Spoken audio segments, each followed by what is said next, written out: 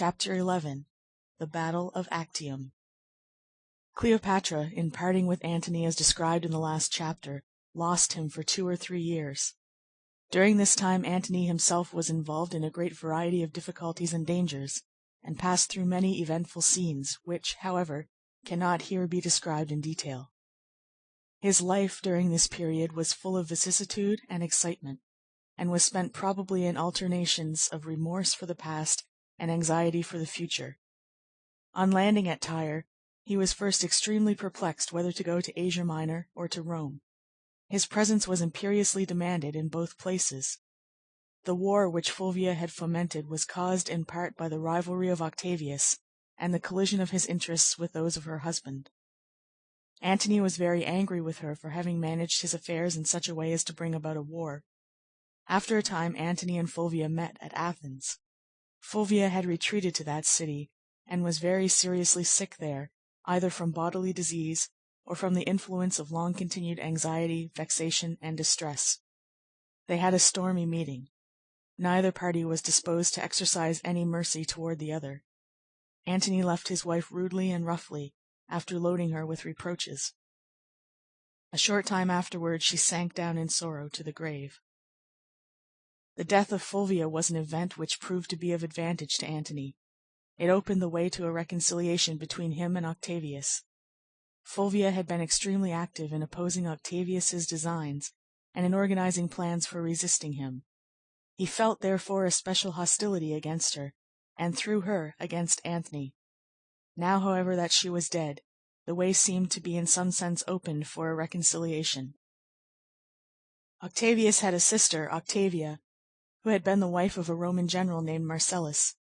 She was a very beautiful and a very accomplished woman, and of a spirit very different from that of Fulvia. She was gentle, affectionate, and kind, a lover of peace and harmony, and not at all disposed, like Fulvia, to assert and maintain her influence over others by an overbearing and violent demeanor.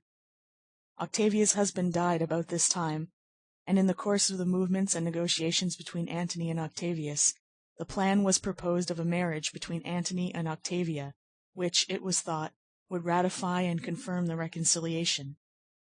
This proposal was finally agreed upon. Antony was glad to find so easy a mode of settling his difficulties. The people of Rome, too, and the authorities there, knowing that the peace of the world depended upon the terms on which these two men stood with regard to each other, were extremely desirous that this arrangement should be carried into effect. There was a law of the Commonwealth forbidding the marriage of a widow within a specified period after the death of her husband. That period had not, in Octavia's case, yet expired. There was, however, so strong a desire that no obstacle should be allowed to prevent this proposed union, or even to occasion delay, that the law was altered expressly for this case, and Antony and Octavia were married. The empire was divided between Octavius and Antony, Octavius receiving the western portion as his share, while the eastern was assigned to Antony. It is not probable that Antony felt any strong affection for his new wife, beautiful and gentle as she was. A man, in fact, who had led such a life as his had been, must have become by this time incapable of any strong and pure attachment. He, however, was pleased with the novelty of his acquisition, and seemed to forget for a time the loss of Cleopatra. He remained with Octavia a year. After that he went away on certain military enterprises which kept him some time from her. He returned again, and again he went away. All this time Octavia's influence over him and over her brother was of the most salutary and excellent character. She soothed their animosities, quieted their suspicions and jealousies, and at one time, when they were on the brink of open war, she effected a reconciliation between them by the most courageous and energetic, and at the same time gentle and unassuming efforts. At the time of this danger she was with her husband in Greece, but she persuaded him to send her to her brother at Rome, saying that she was confident that she could arrange a settlement of the difficulties impending. Antony allowed her to go. She proceeded to Rome, and procured an interview with her brother in the presence of his 2 principal officers of state. Here she pleaded her husband's cause with tears in her eyes. She defended his conduct, explained what seemed to be against him, and entreated her brother not to take such a course as should cast her down from being the happiest of women to being the most miserable. "Consider the circumstances of my case," said she. "The eyes of the world are upon me. Of the 2 most powerful men in the world, I am the wife of one and the sister of another. If you allow rash counsels to go on and war to ensue, I am hopelessly ruined, for whichever is conquered, my husband or my brother, my own happiness will be forever gone." Octavius sincerely loved his sister, and he was so far softened by her entreaties that he consented to appoint an interview with Antony, in order to see if their difficulties could be settled. This interview was accordingly held. The two generals came to a river, where, at the opposite banks, each embarked in a boat, and being rowed out toward each other, they met in the middle of the stream. A conference ensued, at which all the questions at issue were, for a time at least, very happily arranged. Antony, however, after a time, began to become tired of his wife, and to sigh for Cleopatra once more. He left Octavia at Rome, and proceeded to the eastward, under pretense of attending to the affairs of that portion of the empire.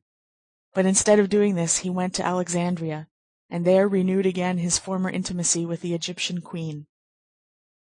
Octavius was very indignant at this. His former hostility to Antony, which had been in a measure appeased by the kind influence of Octavia, now broke forth anew, and was heightened by the feeling of resentment naturally awakened by his sister's wrongs. Public sentiment in Rome, too, was settling very strongly against Antony.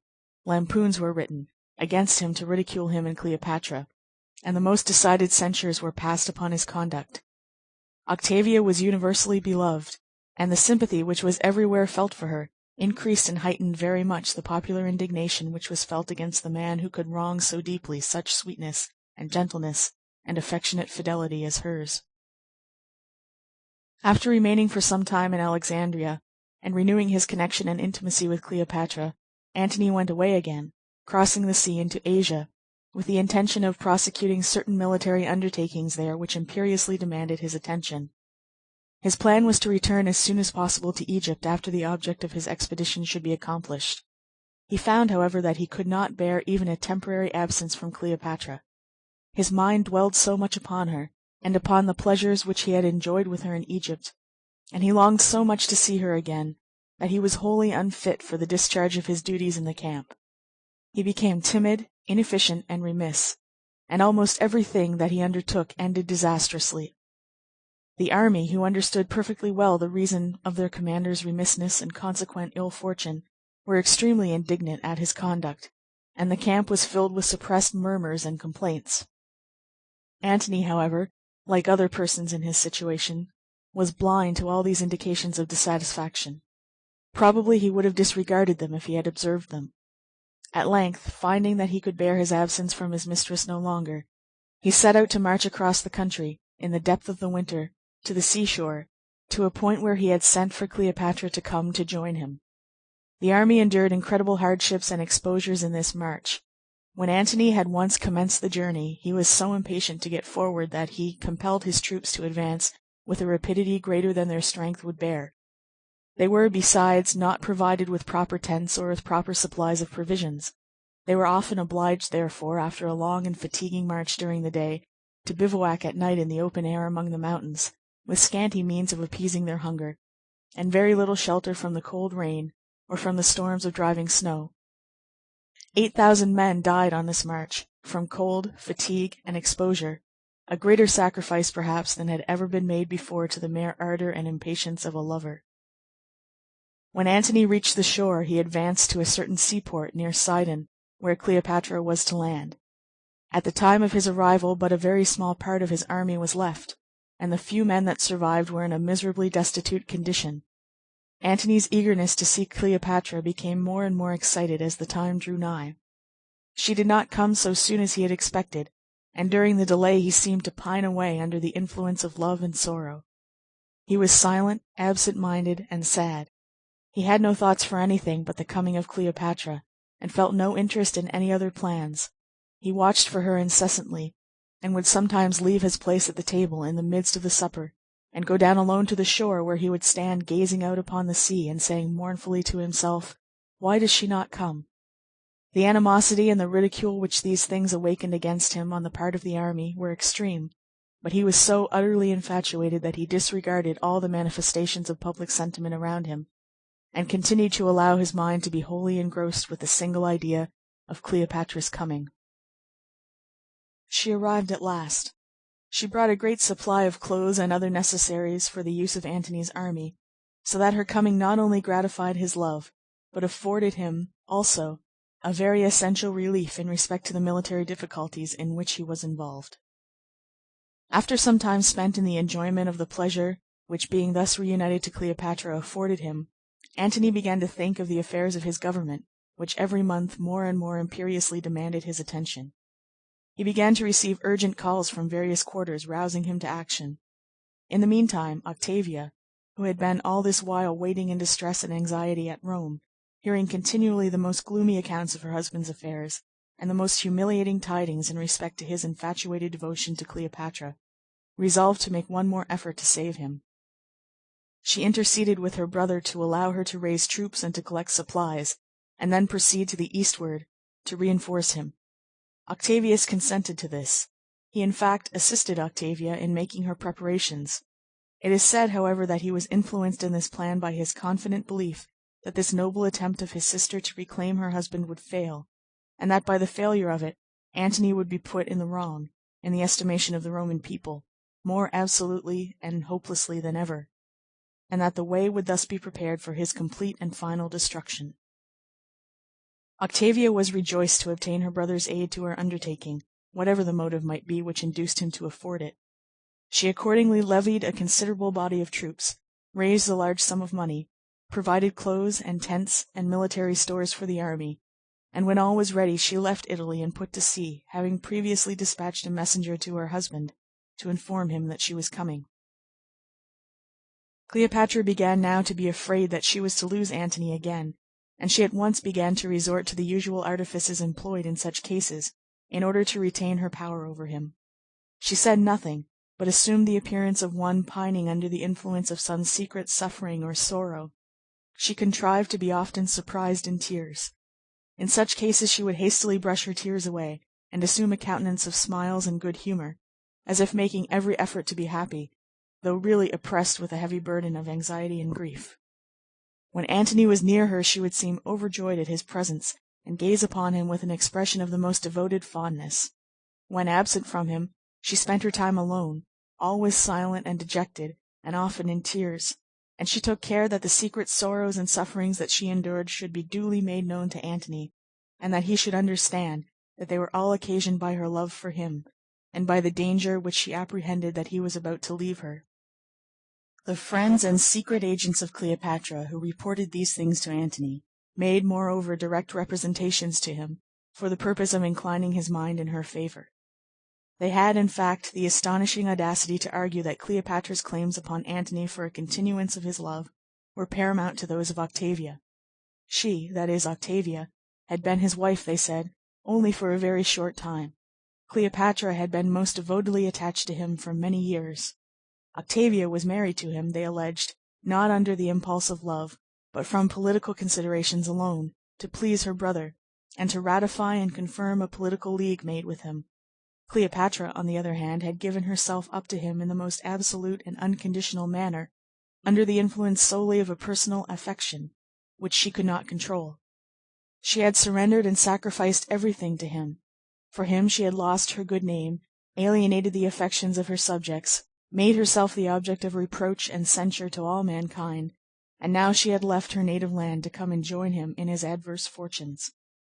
Considering how much she had done, and suffered, and sacrificed for his sake, it would be extreme and unjustifiable cruelty in him to forsake her now. She never would survive such an abandonment. Her whole soul was so wrapped up in him that she would pine away and die if he were now to forsake her. Antony was distressed and agitated beyond measure by the entanglements in which he found that he was involved. His duty, his inclination perhaps, certainly his ambition, and every dictate of prudence and policy required that he should break away from these snares at once, and go to meet Octavia. But the spell that bound him was too mighty to be dissolved. He yielded to Cleopatra's sorrows and tears. He dispatched a messenger to Octavia, who had by this time reached Athens, in Greece, directing her not to come any farther. Octavia, who seemed incapable of resentment or anger against her husband, sent back to ask what she should do with the troops and money and the military stores which she was bringing. Antony directed her to leave them in Greece. Octavia did so, and mournfully returned to her home. As soon as she arrived at Rome, Octavius, her brother, whose indignation was now thoroughly aroused at the baseness of Antony, sent to his sister to say that she must leave Antony's house and come to him. A proper self-respect, he said, forbade her remaining any longer under the roof of such a man. Octavia replied that she would not leave her husband's house. That house was her post of duty, whatever her husband might do, and there she would remain. She accordingly retired within the precincts of her old home, and devoted herself in patient and uncomplaining sorrow to the care of the family and the children.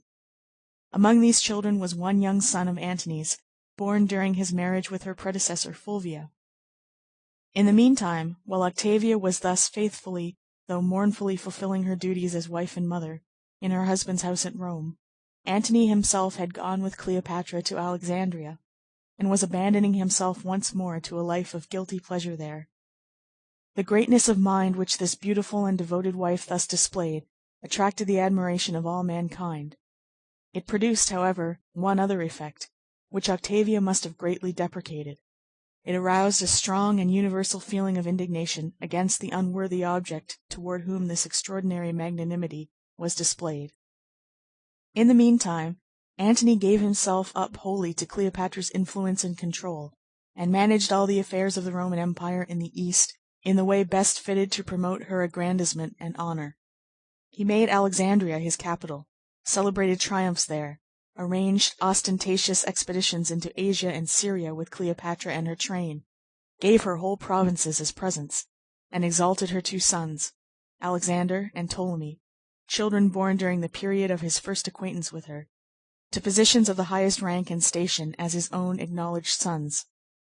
The consequences of these and similar measures at Rome were fatal to Antony's character and standing. Octavius reported everything to the Roman Senate and people, and made Antony's misgovernment and his various misdemeanors the ground of the heaviest accusations against him. Antony, hearing of these things, sent his agents to Rome and made accusations against Octavius, but these counter-accusations were of no avail. Public sentiment was very strong, and decided against him at the capital, and Octavius began to prepare for war. Antony perceived that he must prepare to defend himself. Cleopatra entered into the plans which he formed for this purpose with great ardor. Antony began to levy troops, and collect and equip galleys and ships of war, and to make requisitions of money and military stores from all the eastern provinces and kingdoms. Cleopatra put all the resources of Egypt at his disposal. She furnished him with immense sums of money, and with an inexhaustible supply of corn, which she procured for this purpose from her dominions in the valley of the Nile. The various divisions of the immense armament which was thus provided for were ordered to rendezvous at Ephesus, where Antony and Cleopatra were awaiting to receive them, having proceeded there when their arrangements in Egypt were completed, and they were ready to commence the campaign. When all was ready for the expedition to set sail from Ephesus, it was Antony's judgment that it would be best for Cleopatra to return to Egypt, and leave him to go forth with the fleet to meet Octavius alone. Cleopatra was, however, determined not to go away. She did not dare to leave Antony at all to himself, for fear that in some way or other a peace would be effected between himself and Octavius, which would result in his returning to Octavia and abandoning her. She accordingly contrived to persuade Antony to retain her with him by bribing his chief counselor to advise him to do so. His counselor's name was Canidius. Canidius, having received Cleopatra's money, while yet he pretended to be wholly disinterested in his advice, represented to Antony that it would not be reasonable to send Cleopatra away, and deprive her of all participation in the glory of the war, when she was defraying so large a part of the expense of it. Besides, a large portion of the army consisted of Egyptian troops, who would feel discouraged and disheartened if Cleopatra were to leave them, and would probably act far less efficiently in the conflict than they would do if animated by the presence of their queen. Then, moreover, such a woman as Cleopatra was not to be considered, as many women would be, an embarrassment and a source of care to a military expedition which she might join, but a very efficient counselor and aid to it. She was, he said, a very sagacious, energetic, and powerful queen, accustomed to the command of armies and to the management of affairs of state, and her aid in the conduct of the expedition might be expected to conduce very materially to its success. Antony was easily won by such persuasions as these, and it was at length decided that Cleopatra should accompany him. Antony then ordered the fleet to move forward to the island of Samos. Here it was brought to anchor and remained for some time, waiting for the coming in of new reinforcements, and for the completion of the other arrangements.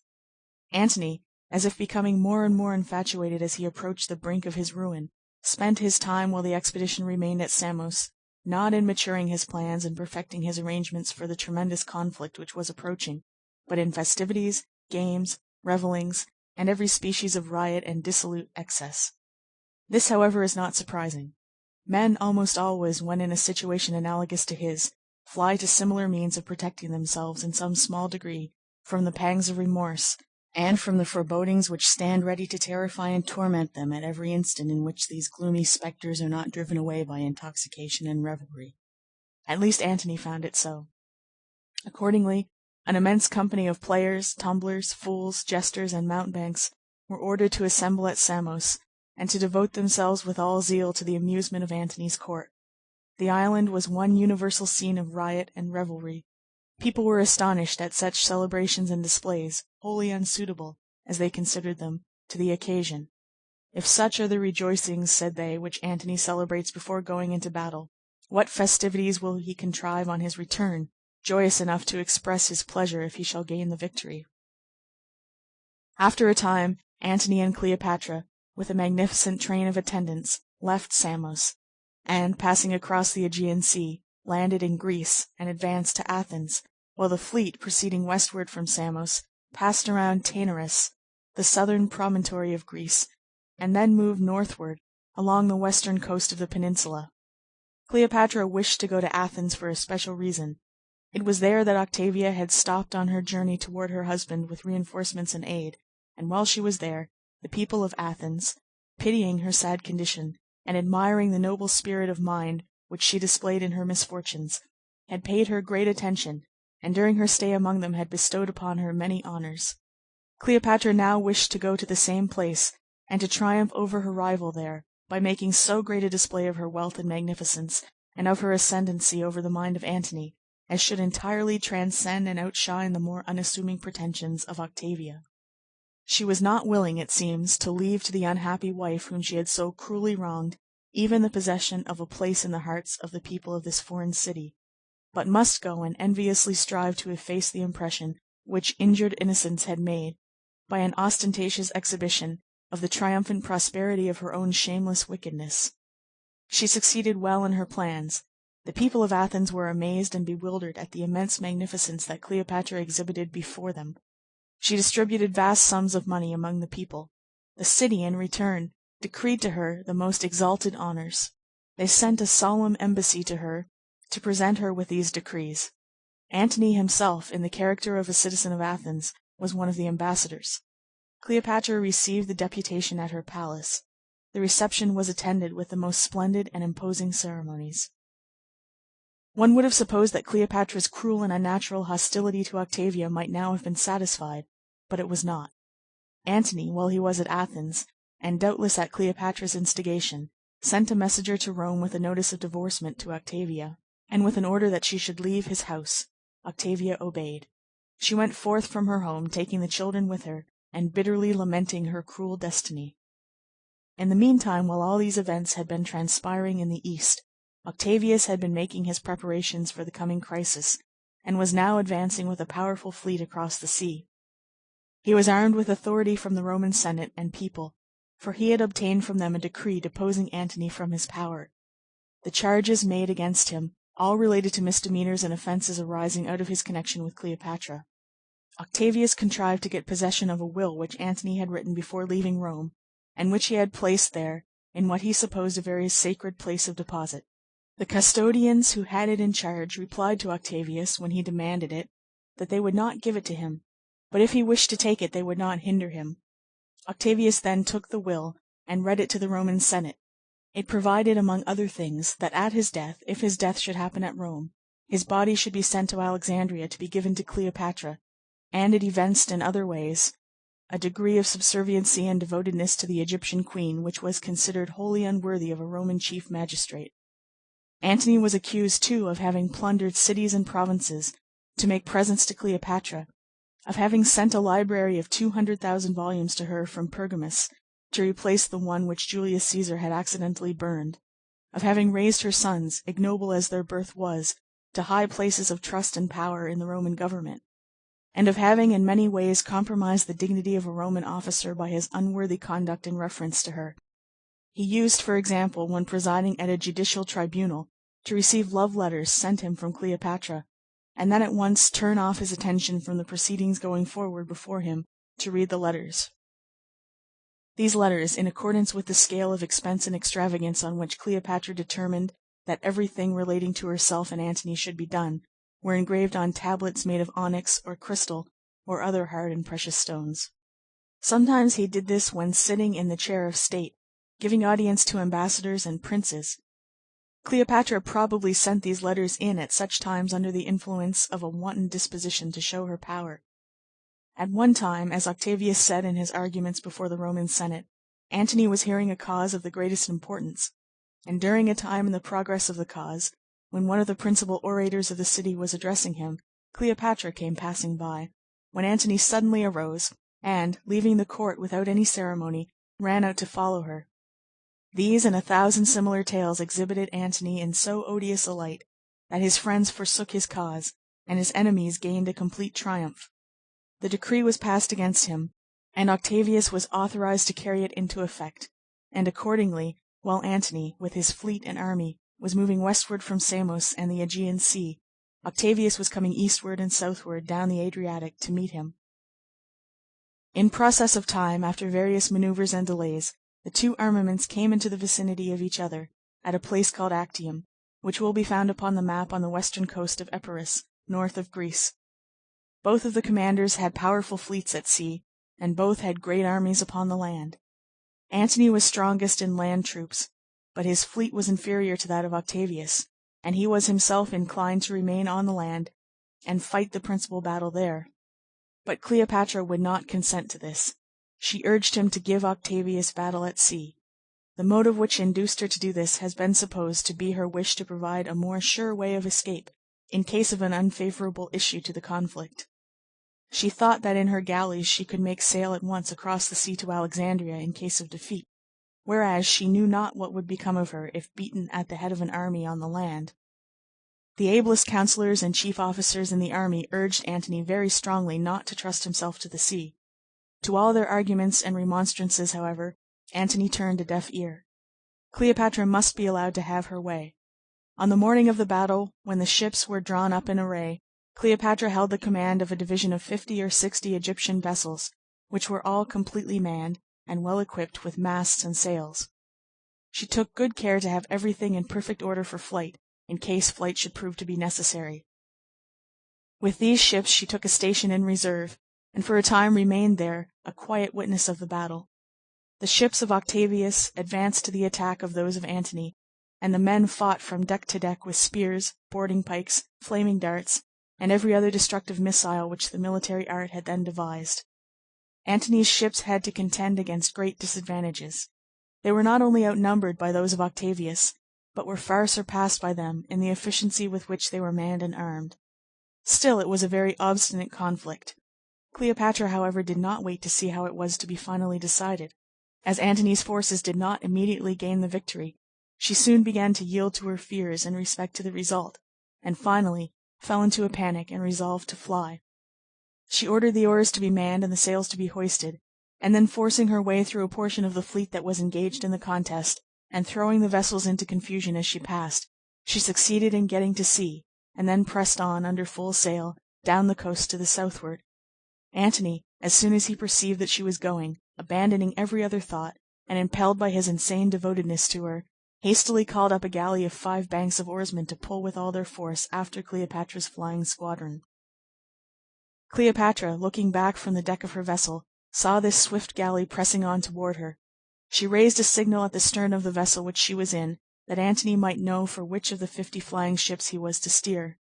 Guided by the signal, Antony came up to the vessel, and the sailors hoisted him up the side and helped him in. Cleopatra had, however, disappeared. Overcome with shame and confusion, she did not dare, it seems, to meet the look of the wretched victim of her arts, whom she had now irretrievably ruined. Antony did not seek her. He did not speak a word. He went forward to the prow of the ship, and, throwing himself down there alone, pressed his head between his hands, and seemed stunned and stupefied, and utterly overwhelmed with horror and despair.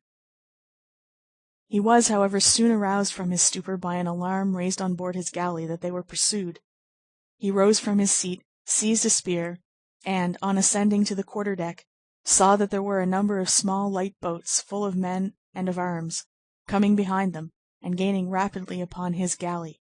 Antony, now free for a moment from his enchantress's sway, and acting under the impulse of his own indomitable boldness and decision, instead of urging the oarsmen to press forward more rapidly in order to make good their escape, ordered the helm to be put about, and thus, turning the galley around, he faced his pursuers, and drove his ship into the midst of them. A violent conflict ensued, the din and confusion of which was increased by the shocks and collisions between the boats and the galley. In the end, the boats were beaten off, all excepting one. That one kept still hovering near, and the commander of it, who stood upon the deck, poising his spear with an aim at Antony, and seeking eagerly an opportunity to throw it, seemed by his attitude and the expression of his countenance to be animated by some peculiarly bitter feeling of hostility and hate. Antony asked him who he was that dared so fiercely to threaten him. The man replied by giving his name, and saying that he came to avenge the death of his father. It proved that he was the son of a man whom Antony had at a previous time, on some account or other, caused to be beheaded. There followed an obstinate contest between Antony and this fierce assailant, in the end of which the latter was beaten off. The boats then, having succeeded in making some prizes from Antony's fleet, though they had failed in capturing Antony himself, gave up the pursuit and returned. Antony then went back to his place, sat down in the prow, buried his face in his hands, and sank into the same condition of hopeless distress and anguish as before. When husband and wife are overwhelmed with misfortune and suffering, each instinctively seeks a refuge in the sympathy and support of the other. It is, however, far otherwise with such connections as that of Antony and Cleopatra. Conscience, which remains calm and quiet in prosperity and sunshine, rises up with sudden and unexpected violence as soon as the hour of calamity comes, and thus, instead of mutual comfort and help, each finds in the thoughts of the other only the means of adding the horrors of remorse to the anguish of disappointment and despair. So extreme was Antony's distress that for 3 days he and Cleopatra neither saw nor spoke to each other. She was overwhelmed with confusion and chagrin, and he was in such a condition of mental excitement that she did not dare to approach him. In a word, reason seemed to have wholly lost its sway, his mind, in the alternations of his insanity, rising sometimes to fearful excitement, in paroxysms of uncontrollable rage, and then sinking again for a time into the stupor of despair. In the meantime, the ships were passing down as rapidly as possible on the western coast of Greece. When they reached Taenarus, the southern promontory of the peninsula, it was necessary to pause and consider what was to be done. Cleopatra's women went to Antony and attempted to quiet and calm him. They brought him food. They persuaded him to see Cleopatra. A great number of merchant ships from the ports along the coast gathered around Antony's little fleet and offered their services. His cause, they said, was by no means desperate. The army on the land had not been beaten. It was not even certain that his fleet had been conquered. They endeavored thus to revive the ruined commander's sinking courage, and to urge him to make a new effort to retrieve his fortunes. But all was in vain. Antony was sunk in a hopeless despondency. Cleopatra was determined on going to Egypt, and he must go too. He distributed what treasure remained at his disposal among his immediate followers and friends, and gave them advice about the means of concealing themselves until they could make peace with Octavius. Then, giving up all as lost, he followed Cleopatra across the sea to Alexandria. End of chapter 11.